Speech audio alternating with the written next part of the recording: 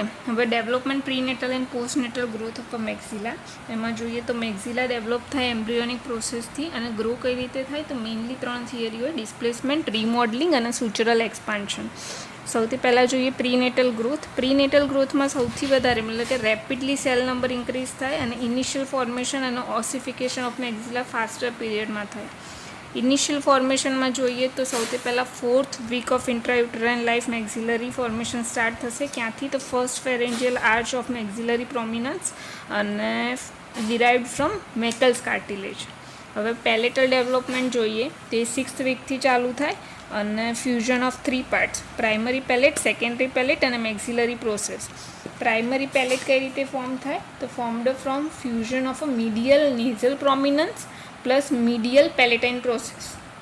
Secondary palate કઈ રીતે form થાય તો lateral formed from lateral palatine shelves, maxillary prominences, initially vertical, then elevate above tongue and fuse in a midline. Fuse with a primary palate and nasal septum and forms rest of a hard palate plus soft palate. Primary palate શું form કરે? Premaxilla, જ્યાં 4 incisor teeth હોય અને part of a hard palate હોય. અને secondary palate શું form કરે તો hard palate plus soft palate. Okay, અને ત્રીજું maxillary process, fuse with the posterior margin of the primary palate. Okay, હવે ઇન્ટ્રામેમ્બ્રેનસ ઓસિફિકેશન જે અરાઉન્ડ 8th વીકે ચાલુ થાય અને પહેલાં એન્ટિરિયર હાર્ડ પેલેટનું થાય અને પછી પોસ્ટિરિયરલી સોફ્ટ પેલેટ અને પછી સાઇનસ ડેવલપ થાય અરાઉન્ડ 3rd મંથથી સ્ટાર્ટ થાય સાઇનસ ડેવલપમેન્ટ થવાનું. ઓકે, હવે postnatal growth of a maxilla. એમાં મેઇનલી 3 થિયરી હોય: displacement, growth at suture and surface remodelling. સૌથી પહેલાં ડિસ્પ્લેસમેન્ટ જોઈએ તો 2 ટાઈપના હોય: પ્રાઇમરી ડિસ્પ્લેસમેન્ટ અને સેકન્ડરી ડિસ્પ્લેસમેન્ટ. પ્રાઇમરી ડિસ્પ્લેસમેન્ટ કેમ કે મેક્સિલાના પોતાના બોનની અંદર જ મેક્સિલરી ટ્યુબ્રોસિટીમાં બોન ડિપોઝિટ થશે અને ત્યાં ગ્રોથ થશે, એના લીધે મેક્સિલા ફોરવર્ડ આવશે, એટલા માટે પ્રાઇમરી ડિસ્પ્લેસમેન્ટ. સેકન્ડરી ડિસ્પ્લેસમેન્ટમાં શું છે તો ગ્રોથ ઇન ધ મિડલ ક્રેનિયલ ફોસા, એટલે ક્રેનિયમમાં ગ્રોથ થશે, એના લીધે મેક્સિલા પુશ થશે આગળની સાઈડ ડાઉનવર્ડ એન્ડ ફોરવર્ડ, એટલા માટે સેકન્ડરી ડિસ્પ્લેસમેન્ટ. કેમ કે પોતાના ઓર્ગનમાં નથી થતું, ક્રેનિયમમાં થાય છે, એ ધક્કો મારે છે, એના લીધે સેકન્ડરી ડિસ્પ્લેસમેન્ટ.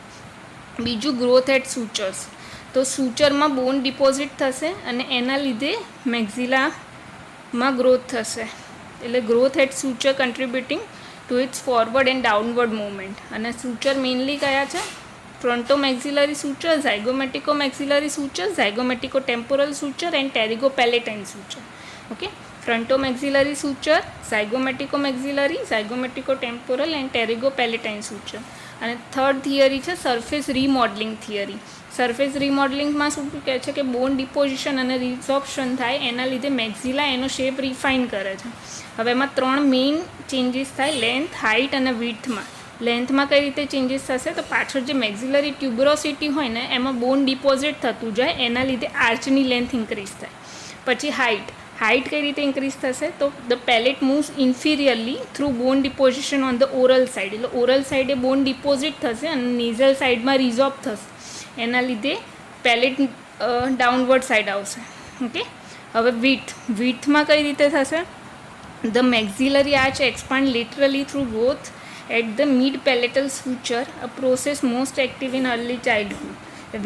વિડ્થ કઈ રીતે વધશે તો મેક્સિલરી આર્ચ જે હશે એ લેટરલી એક્સપાન્ડ થશે, મિડ પેલેટલ સૂચરમાં ગ્રોથ થશે, એના લીધે મેક્સિલરી આર્ચ લેટરલી એક્સપાન્ડ થશે, એટલે વિડ્થ ઇન્ક્રીઝ થશે.